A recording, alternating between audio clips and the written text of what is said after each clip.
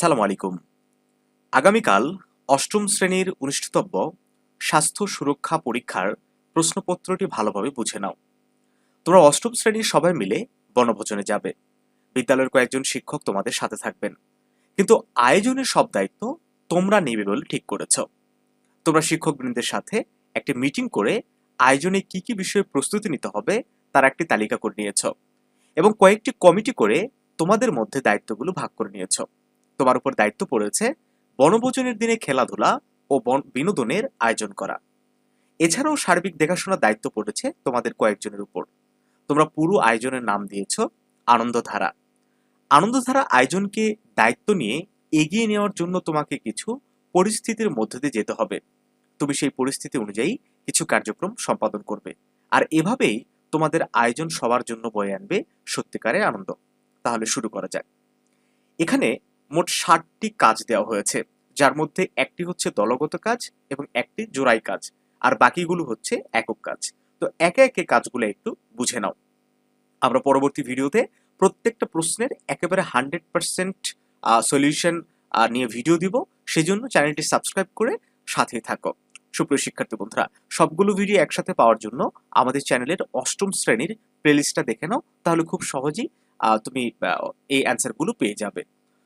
বলা হচ্ছে বনভোজনের দিনে কি কি খেলা যায় এ নিয়ে তোমরা সবার ভোট নিয়ে ঠিক হলো দাঁড়িয়া বান্ধা, চোখ বেঁধে ছবিতে কপালে টিপ পরিয়ে দেওয়া ও সাঁতারের আয়োজন করা হবে। সাঁতার নিয়ে প্রথমে শিক্ষকদের আপত্তি ছিল, তোমরা সব ধরনের প্রস্তুতি নিয়ে যাবে প্রতিশ্রুতি দেওয়ায় অনুমতি পাওয়া গেল। তুমি ঠিক করলে আগে থেকেই প্রস্তুতি নিয়ে রাখবে যেন সমস্যায় পড়তে না হয়। নিচের প্রশ্নগুলোর আলোকে তোমার প্রস্তুতির কাজের তালিকা খাতায় লিখো। এখানে 2টা পয়েন্ট দেওয়া আছে, কিন্তু কমপক্ষে তুমি 4 থেকে 5টা পয়েন্ট তুলে ধরবে। আমরা 4 থেকে 5টা পয়েন্টই আমাদের সলিউশনে দিয়েছি। তো এখানে কি কি বিষয় দেখো, যে যারা সাঁতারে অংশগ্রহণ করবে তাদের প্রস্তুতি ও সুরক্ষার জন্য তুমি কি কি কাজ করবে, আর তুমি যে কাজগুলো করার সিদ্ধান্ত নিলে তার কারণ কি সেটাও তোমাকে এখানে উল্লেখ করতে হবে। এটা একক কাজ। তারপরে দলগত কাজ একটা দিয়েছে, এখানে বেশ কয়েকটি প্রশ্নের উত্তর তোমাকে খুঁজতে হবে। বলা হচ্ছে শিক্ষকের নির্দেশনা তোমরা দল গঠন করেছ। এবার দলে নিজের খাতায় লেখা কাজের তালিকা নিয়ে নিচের বিষয়গুলোর আলোকে আলোচনা করো।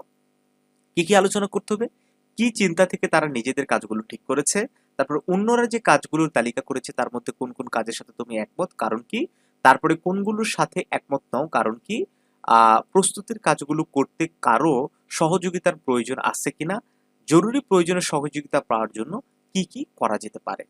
কাজ নাম্বার 3, এটা একটা একক কাজ। এবার নিজের জায়গায় ফিরে যাও। এবার দলের অভিজ্ঞতার কাজে লাগানোর পালা।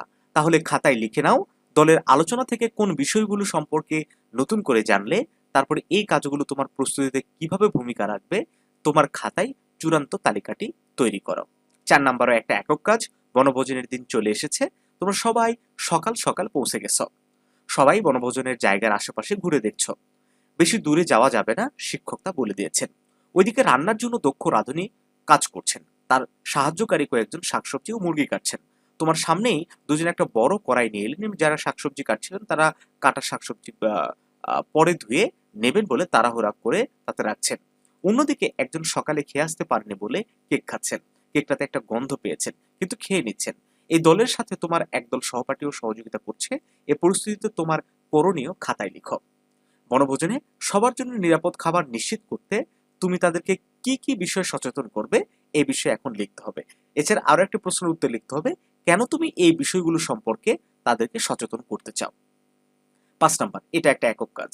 সারাদিন খুব আনন্দ করে ফেরার সময় তোমার পাশে যে বন্ধু বসেছিল তার সাথে গল্প করার সময় জানতে পারলে সে যখন কোনো কাজের দায়িত্ব নিতে চায় ভীষণ মানসিক চাপ হয়, কাজ করতে ভয় লাগে, মনে হয় সে পারবে না। তখন অন্যরা তাকে নিয়ে হাসাহাসি করবে, সে তোমার কাছে তাকে পরামর্শ চায়। নিচের প্রশ্নগুলোর আলোকে তোমার পদক্ষেপ খাতায় লেখো। মানে এই প্রশ্নগুলোর উত্তর দেওয়ার মাধ্যমে তোমাকে তোমার বন্ধুকে সেই বিষয়ে পরামর্শ দিতে হবে। প্রশ্নগুলো কি, মানসিক চাপ ব্যবস্থাপনার জন্য বন্ধুকে তুমি কি পরামর্শ দেবে, তারপরে এই পরামর্শ তাকে কিভাবে সাহায্য করবে বলে তুমি মনে করো, এবং তোমার কি মানসিক চাপ হয়, আর হলে সেটা কখন। 6 নম্বর প্রশ্ন, এটা জোড়াই কাজ। ঠিক আছে, তোমার আরেকজন বন্ধুদের সাথে এই কাজটা করতে হবে। এবার শিক্ষকের নির্দেশনা অনুযায়ী জোড়া তৈরি করবে। কাজ 5 নং-এ নিজেদের লেখা উত্তরগুলো নিয়ে নিচের প্রশ্নের আলোকে আলোচনা করা এবং প্রয়োজনীয় নোট নাও। কোন কোন কৌশল বা কৌশলগুলো ইতিবাচক, কয়েকটি উদাহরণ দাও। তারপর তোমার উল্লেখ করা নেতিবাচক কাজ বা কৌশলগুলো শরীরে ও মনে কি ধরনের প্রভাব ফেলে এবং মানসিক চাপের পরিস্থিতিতে প্রয়োজনে কার কাছে সহযোগিতা পাওয়া যেতে পারে। 7 নাম্বার এবং সর্বশেষ, এটা একটি একক কাজ। দলগত আলোচনার অভিজ্ঞতা থেকে নিচের প্রশ্নগুলোর উত্তর লেখো। বন্ধুদের কাছ থেকে পাওয়া নতুন কোন কোন ইতিবাচক কৌশল তুমি নিজের মানসিক চাপ ব্যবস্থাপনায় পরবর্তীতে ব্যবহার করতে চাও তার একটি তালিকা খাতায় লিখো। এই কৌশলগুলো ব্যবহারের ফলে তোমার জীবনে কি ফলাফল আসবে বলে তুমি মনে করো সেটা লিখতে হবে। সেই সাথে নিজেকে সুরক্ষিত রাখতে মানসিক চাপ নিয়ে সকলের জানা প্রয়োজন এমন 3টি মেসেজ লিখো। বনভোজন শেষে আনন্দ নিয়ে নিরাপদে বাড়ি ফিরে আসা হলো। আনন্দধারা আয়োজনে সবগুলো কার্যক্রম শেষ করার জন্য ধন্যবাদ। এটা হচ্ছে তোমাদের আগামী 6 জুলাই অনুষ্ঠিতব্য স্বাস্থ্য সুরক্ষা বিষয়ের যে মূল্যায়ন কার্যক্রম সেটির প্রশ্নপত্র। শিক্ষার্থী বন্ধু, আমরা ধারাবাহিকভাবে প্রত্যেকটারই অ্যান্সার দেবো। অবশ্যই আমাদের সাথে থাকো আর প্লে লিস্টটা চেক করো। ভালো থাকো সবাই। আর যে কোনো বিষয়ে তোমরা কমেন্ট করে জানাতে পারো। সেই সাথে তুমি কোন স্কুল থেকে আমাদের এই ভিডিওটি দেখছো সেটা আমাদেরকে একটু কমেন্ট করে জানিয়ে দিতে ভুলবে না। আসসালামু আলাইকুম।